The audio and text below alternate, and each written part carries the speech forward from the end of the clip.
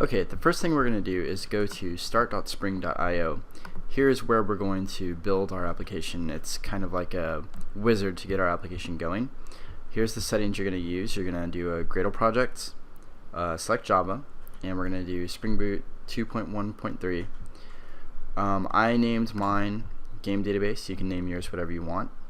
And then if you go into more options, you can see that we're packaging via jar, and we're using Java version 11. Okay, and then down in the dependencies, you're going to want to select Web, JPA, DevTools, Lombok, and H2. After this, you just generate the project. It will download a zip. You just unzip it and extract it to whatever directory you want. And then after that, go ahead and open it in IntelliJ here. I already have it open in Game Database here, the path. And here, I'm just going to check use auto import. This is going to allow Gradle to automatically pull in all your dependencies when the project starts. And you can see here we're using the project JDK 11. So I'm going to go ahead and hit OK. Okay, now our project is built. You can see the Gradle built its files down here. This will take a minute or two based on the speed of your computer. So now I'm going to go ahead and I'm going to navigate down into the directories here. So here's where our application starts. So the first thing we're going to do with this is we are going to create our data model. So the first thing that we want to do here is we want to create a new package, and we're going to name this entities. And entities are our data objects that are going to interface with our database. So I'm going to go ahead and I'm going to create a Java class, and this is going to be our game entity. Okay, so now since this is Spring Boot and it runs off Java, it is Java language, but we're going to add these special Spring annotations here. First one we're going to do is entity. This is going to let Java know that this class is an entity class for Spring Boot. Okay, so we have that there. And the first thing we're going to do is we're going to create this @ID annotation, and we're going to say that this is an ID, and we're going to make each of these, and this is going to be name, description,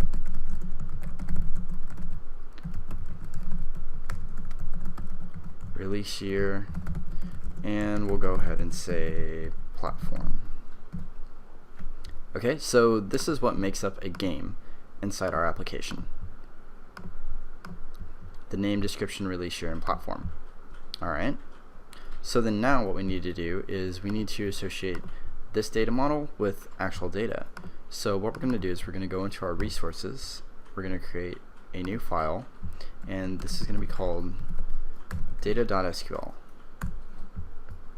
Okay, and here's where we're going to build SQL to actually interface with our data. So we're going to say insert into games, because that's the plural of our entity name, game, over here. Spring is going to do its magic and automatically know that this table relates to this. Okay, and values, we have, if you look at our game entity, we have ID, then we have name. So we're going to give it a name, let's say Overwatch, and then we have a description,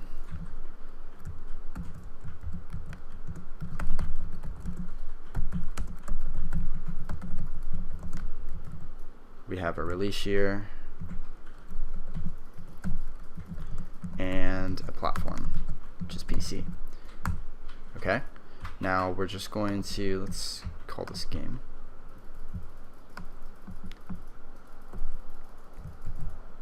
We're just going to copy and paste this a couple more times because we're going to want multiple records inside our API. So we'll have 3.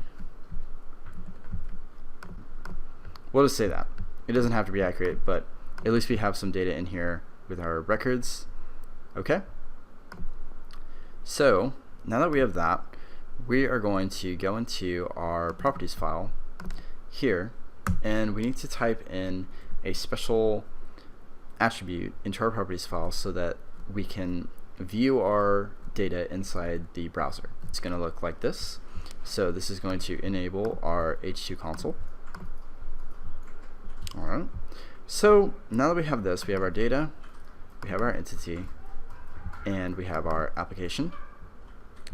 So what we're going to do is we're going to go ahead and we're going to run this. So we go over here, we have our game database application, and we're going to say debug. It's generally a good practice to click debug so that if we ever do encounter errors, we can just set breakpoints and stop the code where those errors are happening. It looks like our server is up and running, and here you can see that the server is running on port 8080. So if I go here and I go to localhost 8080, we see this white label error page. This is good. This means that our application is actually working. So I'm going to type in H2 console. Okay. And here we have our H2 console. If I test the connection, it will say test successful. We connect, and here we have game. If I click this, it's going to automatically fill in our SQL select star from game. I'm going to run that, and here we can see our data with an ID, a description, a name, platform, release year. So these names are synonymous with what we put in our entity. H2 is doing some magic, and it's just basing the field names off these names that we gave them here in the entity. See that? Now, one thing you'll notice is that these names aren't really related to what is going on here in the data, right? We have a description. Well, our description is an Overwatch. Our description is first-person shooter created by Blizzard, and our platform is in a year. So there's a little bit of weirdness going on here, and that's because it's automatically creating these fields. So what if we want to specify what these actual field names are? We can do that. So we go back to our entity and we say table name, and we're going to give this table a name. We're going to name it off the class name, and we're just going to be simple with it. Just call it GM for game. And then we're going to do the same for each one of these. We're going to add this column annotation, give it a name, and we're going to follow the same naming pattern. We're going to say GM underscore ID for this ID. And we're going to do this for all of them, giving them their own custom name. And it's good practice just to keep these column names real short. So we have these in our entity. Now our entity knows what these are called, but our H2 data doesn't. So what we have to do is we have to go back in here and we have to modify this a little bit. So this is no longer game, it's GM, and we specified columns for each name. So GM ID, GM name, GM description, GM year, GM platform. Okay, and these are directly the names here: table, GM, GM ID, GM name. You can see here they match up here, and again H2 is going to do magic, and it's going to automatically connect with our entity here, and it's going to know these names by default. You can ignore this warning up here, that's just to scare you, it's nothing important. Okay, and now we have names associated with our data. Okay, so let's rerun this. So I'm going to just stop it completely. Okay, now our application is restarted. Let's go back into here. Let's get rid of this URL so we're back at the H2 console. Okay, we're going to connect and see here our name changed from GM. So we click it, select star from GM, run. Okay, now this looks a little better. We see our custom names in here, and they correlate more with what our data is. So this platform, PC, year, these are years, names, yes, and descriptions are a little longer than names, which makes sense, right? We want those a little longer. Okay, so now we also need to improve some things inside our entity before we can move on to creating our endpoints. So we're going to go into our entity here, back to our entity. Okay, so what can we improve on? Well, the first thing I want to do is these are Java names. These are just Java variables inside this games object, and I don't have any getters and setters. So what I want to do is first I want to get some plugins,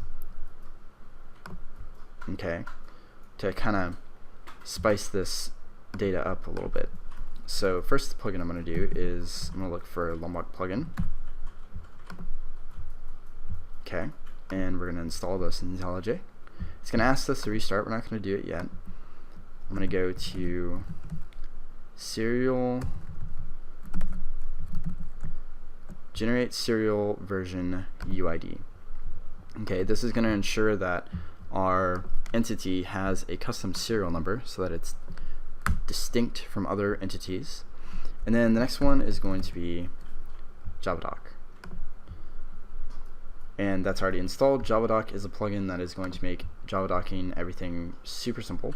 So we're going to say OK, and it's going to ask us to restart. Let's make sure that we stop our server before restarting so we don't get any weirdness. Now that we're back inside our project, we have an error message here. Lombok requires annotation processing. Okay, so what we need to do here in that case is, because we installed the Lombok plugin, our settings don't recognize the annotation. So what we're going to have to do is we're going to have to go to annotation, processing. Okay, here, enable annotation processing inside compiler annotation processors. You need to check this and just hit OK. Alright, and now IntelliJ is happy. So if we go into our build.gradle, we can see we have our Lombok dependency here. So we're going to go there. So now what we have to do is we do @data Lombok. Hit enter, it imports it, and now see how these are not gray anymore, they're now purple, indicating that there is getters and setters behind this now. Even though you can't see it, the @data is wrapping all these in getters and setters. It makes it super easy. Okay, so now what we're also going to want to do is we're going to want to implement serializable. Okay, and here if we do alt insert, we can auto generate a serial UID here. Click that. That's going to automatically put a serial version UID in here. So now our entity has its own custom serial number, and this is looking a lot better. So this is going to run exactly the same. What I'm going to show you now is we're going to add another application properties here for our local development, since that's what we're doing. We're developing locally. So let's go ahead and create a new file, and we're going to name this application-local properties. Okay, it always has to start with application so that Spring knows that this is an application properties file. This is just the variant of the application file. This part can change. Say OK, and now there's nothing in it. So let's populate it with some information based on our local H2 information. Alright, so I just copy and pasted this from a website that I'll link down below that shows you how to set up H2 data. And we're also going to go ahead and we're going to copy this as well. We're going to put it in here. Now this isn't absolutely necessary because we already have it in application.properties, so it's going to automatically pick it up. But it's good to be redundant, because if we want to set this to false in our local properties when we're running locally and we don't want it true in our production environment, then these would be different values. Okay, so now how do we tell Spring to run off this dev environment here? So we're going to go up here and we're going to edit our configurations. We're going to add the little plus sign, and we're going to select Spring Boot. And up here we're just going to give it a name. I'm going to call it local. Our main class, we're going to select where our main class is. It should auto pick it up for you. Say OK. You're going to go into environment, and here is where you're going to put your VM options. So it's going to be dspring.profiles.active equals local. This is going to automatically point to your application-local properties file and read properties off that file. Working directory, well, that's the directory you're working in. It doesn't auto pick it up here, so you have to navigate to it manually. Game database, that's our directory. And now here, the class path, it's automatically going to pick up the class path for you, and make sure that you're pointing to main. And it's picking up the default JRE down here. We're using 11, and we're going to go ahead and hit OK. Now up here we have a local environment. We have this, which is our default environment, and then we can switch to our local environment. So now with all these changes, I'm going to go ahead and I'm going to debug the application again. Okay, that built, so we're going to go ahead and we're going to navigate to the H2 console. Looks good. Let's test our connection.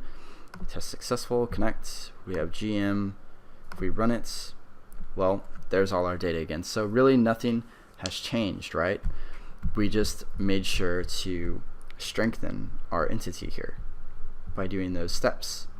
Okay, so now I'm going to show you another thing where this ID right here is being manually entered here.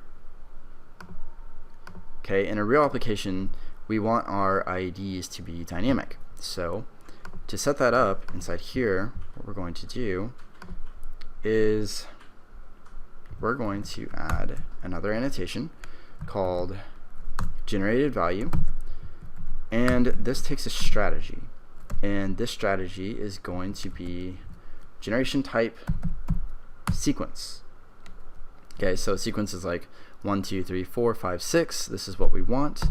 We're going to give this a generator, and we're going to call this game ID sequence. Okay, and we also need another annotation to go along with this, and this is going to be called sequence generator.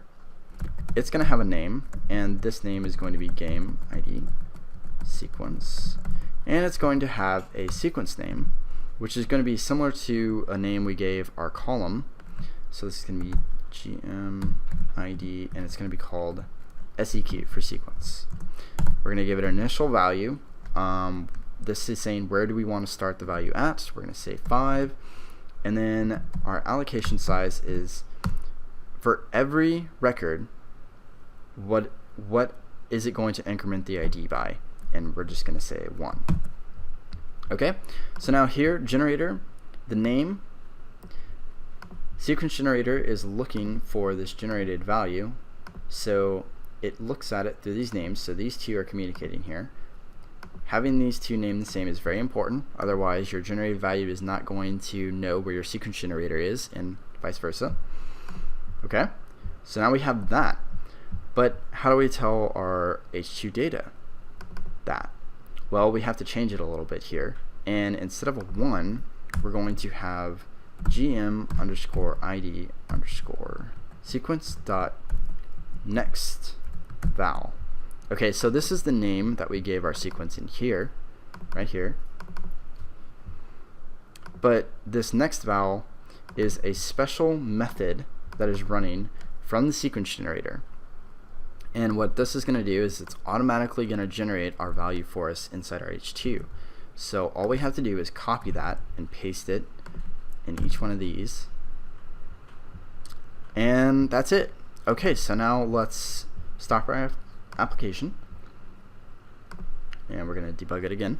Alright, now we're back up and running, so we're going to go into the console. Let's go back to this console here. We're going to connect GM, we're going to click it, we're going to run, and now you can see here for IDs we have 5, 6, and 7 because we told it we're going to start at 5 and we're going to increment by 1.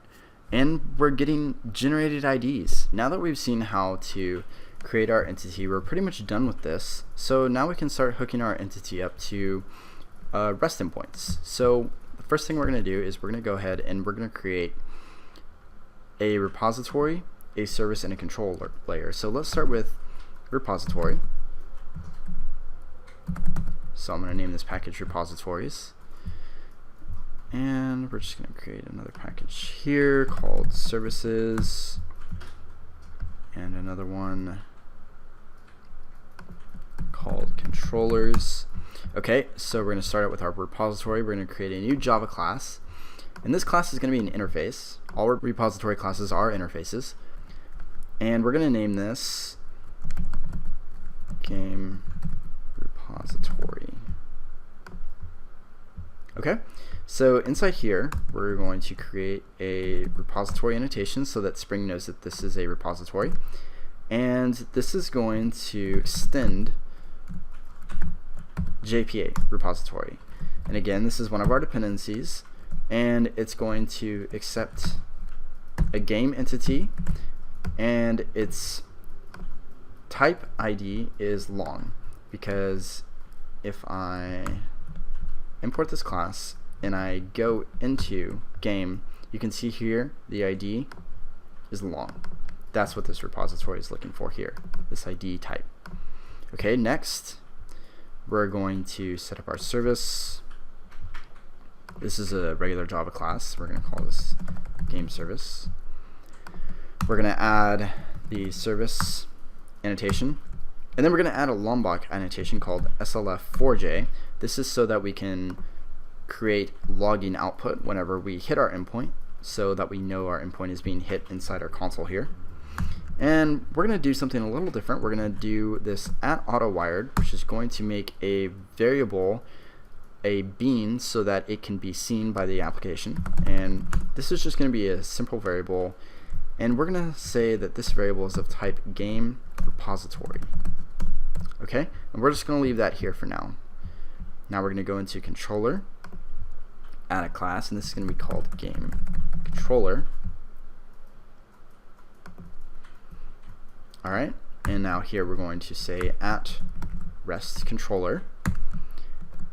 And we don't need an SLF4J, but we do need a request mapping. So this is the URL that is going to hit our controller every time, and we want this to be under API, because this is not UI information, this is API data that we're requesting here. And then we're going to go ahead and we're going to create an AutoWired, and this is going to be our game service. Okay, so now the structure of this is we start at the top with our game controller, then we go down into our game service, and then we have our game repository, which is one level lower, game repository here. So it always starts with controller at the top, then service, then repository. And I find it easiest to build repository up. Now we're going to create our REST endpoint. So we're going to say @getMapping, because this is a GET request. We are wanting to get information from the API, so we create a GET method here. It's going to ask us to import it. And what is our endpoint that we want? Well, we'll just do a slash. Okay, this is just a plain old URL. So it will be our localhost 8080/API and then a slash, which will grab this endpoint. And we're going to make this a public method. It is going to return a list of games, and this is going to be called getAllGames. Just like that. We will do our imports here that Java requires. Import our list. And we're just going to return this .gameService.getAllGames, like this.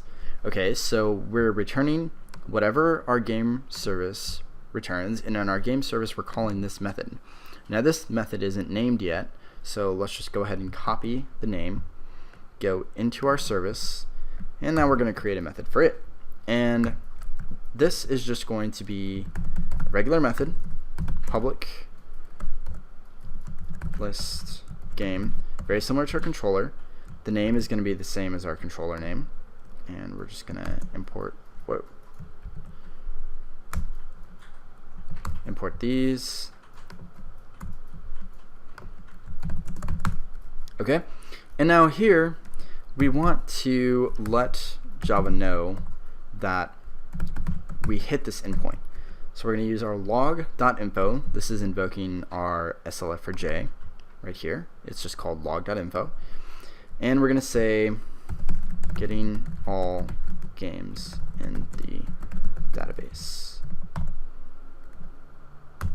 Okay.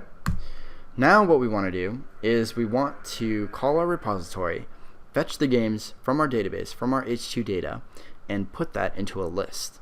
So we're going to start by creating a list of game, much like we did for the signature of the method. And we're just going to call this games. And we're going to say this dot game repository dot find all, which is a built-in JPA method. Find all is built in. We did not write it. If we go into game repository, there is no methods here at all, so JPA is rendering that method for us, and this will get all of our games from our database. So we do want to do a little bit of error checking here, so we say if games is equal to null, which means something catastrophic went wrong. Then we want to throw a new exception, and we want to say failed to get games. Just give it a little message. Okay, so this is red because we're dealing with Java here, so in our method signature we need to say throws exception. Okay, now it's happy. And then after that, if our games weren't null, we had actual data, then we're going to go on and return our games. Now where does this return our games to? Well, this returns our games back to our controller. So if I follow this path, we're now in our controller, and this is catching it here, this get all games. And we have a bit of red under here because this method is throwing an exception and it's sending it back up to the controller. So per Java's rules with exceptions, how all exceptions go up, you have to throw an exception here as well. Okay, now where does this get returned? Well, this method now gets returned from wherever you're calling this, a UI, a REST tool. In our case, since we're just building the API for this, we're going to open up a REST tool called Postman, like this, and we're going to hit it. So everything is good to go. We're going to stop our server. We're going to debug it. So it's going to start up with our changes. You have to restart every time you make changes. Okay, we're started on port 8080. So we're going to go into Postman and we're going to type HTTP localhost. We're on port 8080. We're going to do API /. Okay, this is similar to what we have here, API, and then we're hitting our / endpoint. Okay, so if I hit send, I should get back data. And here we are. We have our Overwatch, Apex Legends, and Civilization 6. This is all the data that's been returned. We now have a functioning API for our games database, and we can use this to build on a UI, or we can add additional things to this API and create an even bigger database if we want to. And that's really all there is to it. So yeah, you've seen how to create a controller, a service, and a repository, and how to set up our entity to be ready for any data. So if you like this video, please give me a like, and if you want to see more videos like this in the future, just let me know in the comments, and I will look into making more videos like this or expanding on this project to show you more advanced things like searching or JPA relationships, whatever you guys would like to see. Thank you for watching.